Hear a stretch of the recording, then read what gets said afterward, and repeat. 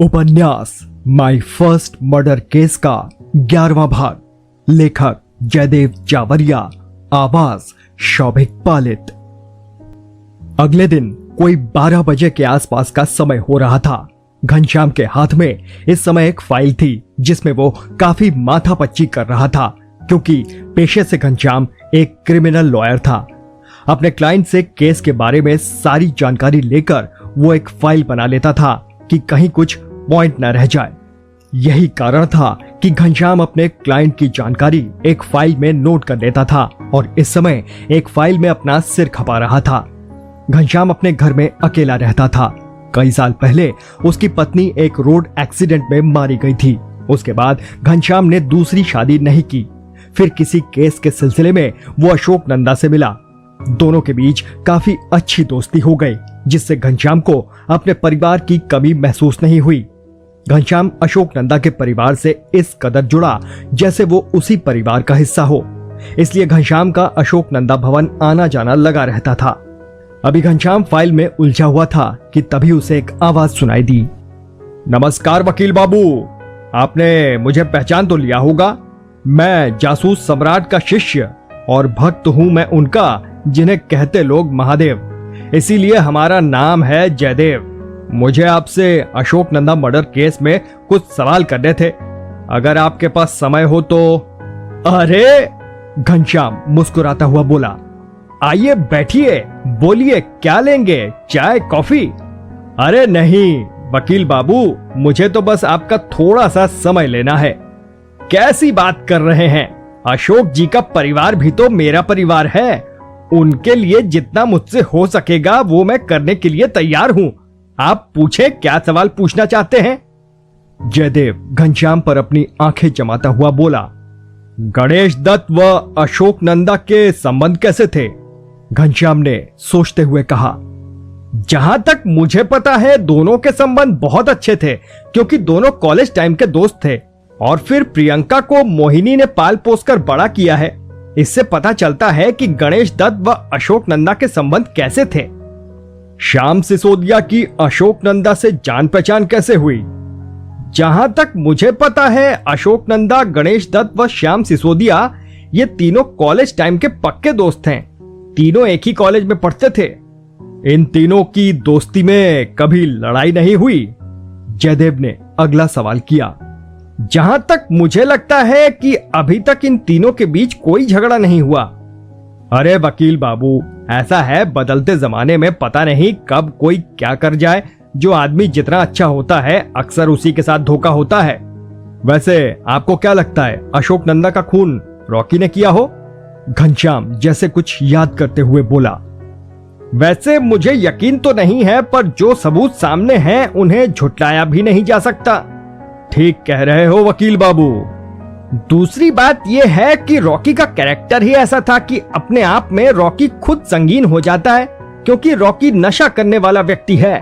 लोगों की जो धारणा बनती है उन्हें तो आप जानते ही हो, क्योंकि नशे में डूबे व्यक्ति का कोई भरोसा नहीं कब क्या कर जाए। रॉकी नशे का गुलाम था मिस्टर जयदेव, एक ऐसा व्यक्ति जिसे अगर एक बार नशा करने को नहीं मिला तो वो किसी भी हद तक जा सकता है।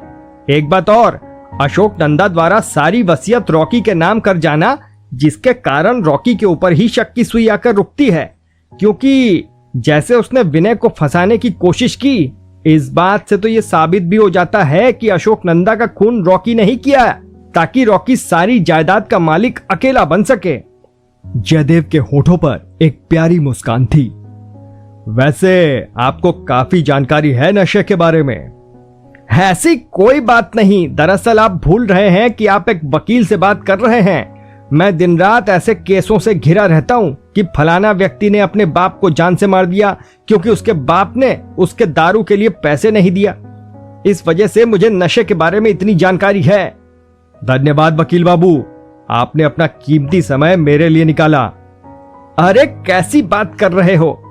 घनश्याम ने जयदेव से हाथ मिलाया, फिर जयदेव कमरे से बाहर निकल गया। जयदेव लगभग रॉकी के सभी दोस्तों से मिल चुका था। इस भागदौड़ में लगभग जयदेव को पूरा दिन लग गया था, पर उसे कोई फायदा नहीं हुआ। जयदेव को रॉकी के किसी भी दोस्त से काम की जानकारी हासिल नहीं हो पाई।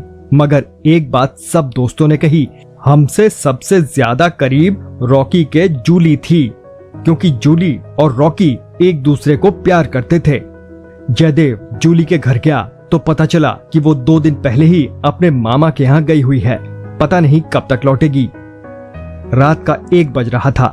राजनगर में एकदम शांति थी। सामने 1-2 मंजिला मकान था, देखने में काफी बड़ा था। मकान के पीछे एक नकाबपोश रेन वाटर के पाइप पर चढ़ता चला जा रहा था। सर से लेकर पैरों तक पूरा जिस्म काले कपड़े से ढका हुआ था। सारी दुनिया से बेखबर वो पाइप पर चढ़ता जा रहा था। आखिरकार कांच की खिड़की के करीब पहुंचकर जेब से एक कांच काटने वाला हीरा निकाला, फिर कांच काटने लग गया। अगले ही पल कांच काटकर कमरे में दाखिल हो गया।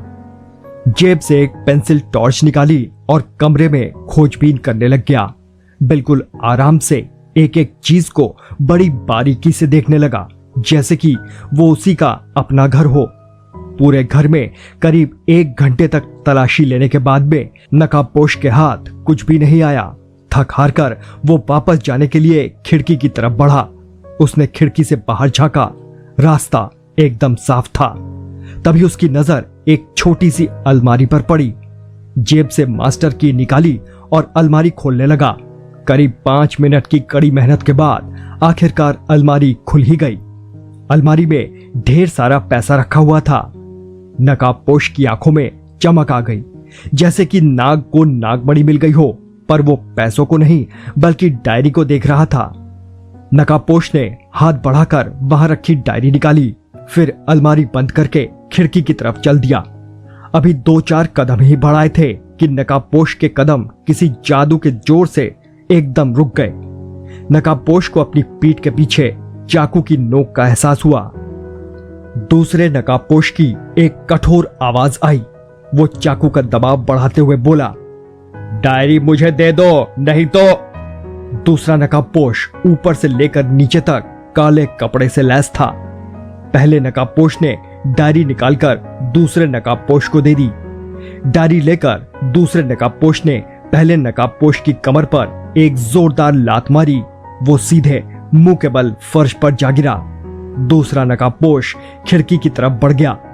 अभी खिड़की के बाहर कदम रखा ही था कि पहले नकाबपोश ने एक लात सीधे दूसरे नकाबपोश की कमर पर दे मारी।